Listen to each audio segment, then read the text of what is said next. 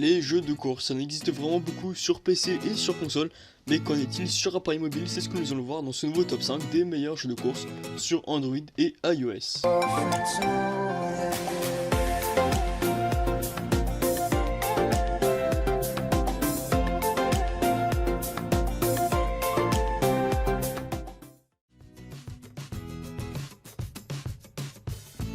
En 5ème position de ce classement, nous retrouvons le jeu Asphalt Nitro.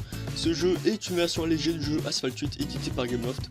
Lorsque vous arriverez sur le jeu, vous avez accès à un menu où vous aurez la possibilité de changer dans le menu de réglage à la fois les commandes ainsi que le son, l'affichage, c'est-à-dire si vous voulez changer sur le son, sur les graphismes.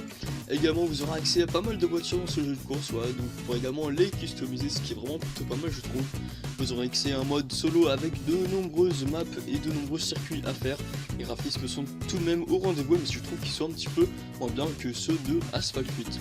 Vous aurez également accès à un mode multijoueur où vous pourrez affronter soit vos amis, soit des joueurs du monde entier. Quelques points négatifs tout de même à ce jeu, il y a de nombreux achats in-app qui vous demanderont sans cesse de soit vouloir refuser, soit de vouloir acheter des voitures.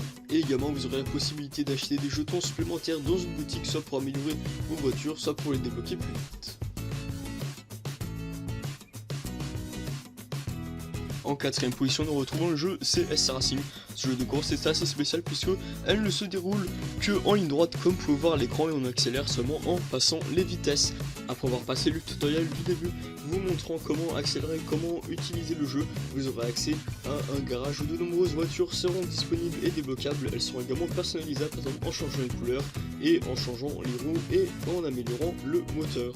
Ce jeu de course est vraiment complet, vous aurez accès à de nombreux paramètres, mais par contre les achats in-app sont également ici très présents avec de nombreuses monnaies que vous pourrez acheter, des voitures qui sont également débloquables avec des jetons payants.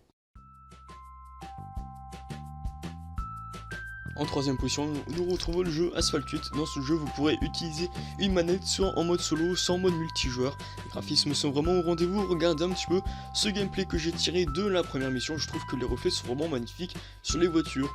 Vous aurez également accès à un garage de voitures vraiment complet avec des voitures qui rentrent de plus en plus vite au fur et à mesure que vous avancerez dans l'histoire. Également, vous pourrez vous connecter à un compte Gameloft ou à un compte Google pour sauvegarder votre progression en ligne. Malheureusement, cette application vous forcera de nombreuses fois à acheter des voitures de plus en plus puissantes pour avancer plus vite dans le jeu, et j'avoue que cela est vraiment tentant, mais sinon ce jeu est vraiment d'une qualité vraiment remarquable. En 2ème position, nous retrouvons le jeu Real Racing 3. Ce jeu est vraiment exceptionnel de par ses graphismes photoréalistes. Regardez un petit peu ce gameplay à l'écran. Je trouve que les reflets sur les voitures sont vraiment extrêmement bien réalisés. Après avoir passé le tutoriel, vous aurez accès à un menu où vous pourrez choisir les véhicules que vous utiliserez lors des missions suivantes. Les véhicules se débloquent par tranche, c'est-à-dire que vous n'aurez accès qu'à certains véhicules en fonction de la difficulté et des missions que vous aurez débloquées. Encore une fois, un mode multijoueur est disponible soit pour jouer avec vos amis, soit pour jouer avec des personnes du monde entier et donc que vous ne connaissez pas. Les achats in-app sont également présents, mais ils ne sont pas du tout invasifs. Vous pourrez largement avancer dans le jeu sans avoir besoin d'utiliser des jetons. Malheureusement, après chaque course, vous devrez quasiment à chaque fois réparer votre voiture si vous êtes cogné par exemple dans un obstacle, ce qui fait que vous ne pourrez l'utiliser qu'à partir d'un certain temps, ce qui peut tout de même quelquefois vous forcer à acheter dans ce jeu. Et enfin, en première position de ce classement, nous retrouvons le jeu Need for Speed No Limit. Regardez ces graphismes, ils sont pour moi les meilleurs du Play Store. Également, après avoir fini la première mission que je vous montre à l'écran, vous aurez accès à des petites cinématiques entre les personnages et ensuite vous arriverez sur le menu d'accueil du jeu.